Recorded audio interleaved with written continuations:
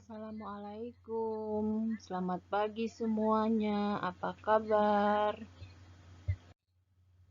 Pada hari ini kita akan memasuki materi kimia kelas 10 semester 2 tentang larutan elektrolit dan non-elektrolit.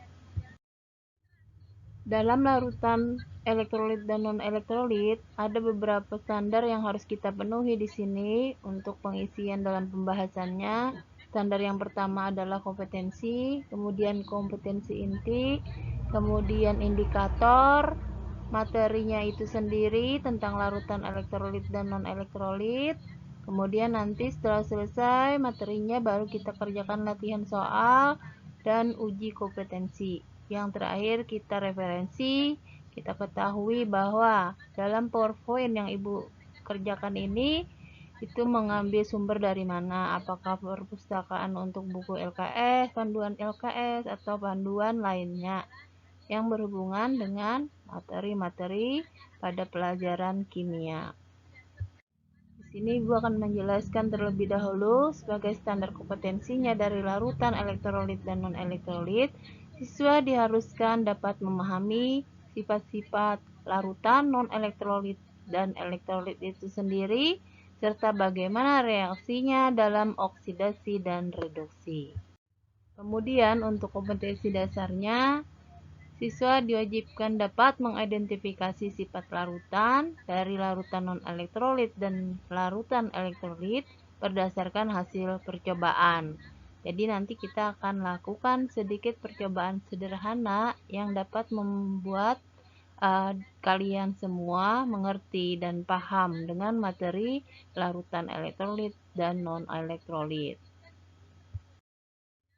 Nah, sekarang kita akan masuki materi dari pembelajaran tentang larutan elektrolit dan non-elektrolit.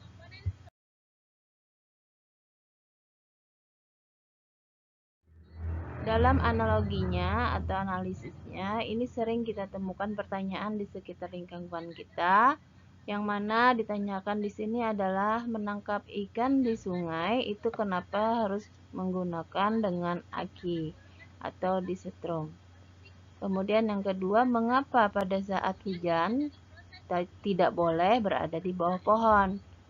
Yang ketiga, mengapa larutan garam dapat menghantarkan arus listrik, sedangkan larutan gula tidak dapat menghantarkan arus listrik? Nah, dari sinilah kita akan menjelaskan hubungan dari pertanyaan-pertanyaan tadi dengan larutan elektrolit dan non-elektrolit. Berdasarkan daya hantar listriknya, larutan ini dibagi menjadi dua bagian.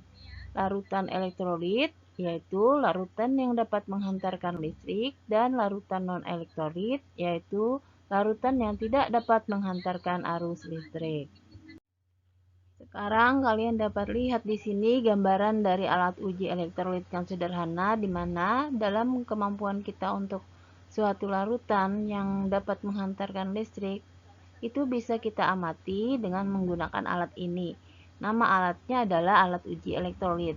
Tapi yang kita buat itu nanti akan kita buat yang bentuknya sederhana, di mana bahan-bahan alat uji elektrolitnya ada di sekitar kita dan mudah didapatkan. Jadi praktis, sehingga kita lebih dapat memahami materi tentang larutan elektrolit maupun non-elektrolit. Di sini, di gambar ini, kalian lihat ini ada dua batang di dalam tabung. Tabung ini adalah wadahnya untuk menampung zat atau menampung larutan nanti yang akan kita masukkan ke dalam tabung ini. Bisa kalian gunakan juga gelas biasa, gelas kimia. Kemudian ada dua batang. Batang ini adalah batang elektroda namanya. Kemudian ini ada kabel, tali kabel. Nah, ini ada tanda kontaknya untuk menyalakannya. Bisa kalian nanti hubungkan di sini untuk menghubungkan antara positif dan negatif. Kemudian ada aliran listriknya dengan menggunakan aki. Bisa juga diganti dengan baterai. Kemudian di sini kita alirkan ke lampu. Kenapa ada lampu alatnya? Karena lampu inilah nanti yang akan menunjukkan, yang akan mengetahui bahwa di dalam larutan tersebut nanti ada larutan yang bisa menghantarkan listrik apabila lampunya menyala tapi yang tidak bisa menghantarkan listrik apabila lampunya tidak menyala. Jadi demikianlah untuk materi hari ini. Cukup sampai di sini. Nanti kita akan lanjutkan lagi sambungan dari materi ini karena belum selesai. Hanya Ibu sampai di alat saja untuk menjelaskannya. Untuk selanjutnya lebih kalian pahami lagi uraian Ibu di atas. Terima kasih atas perhatiannya. Wassalamualaikum warahmatullahi wabarakatuh.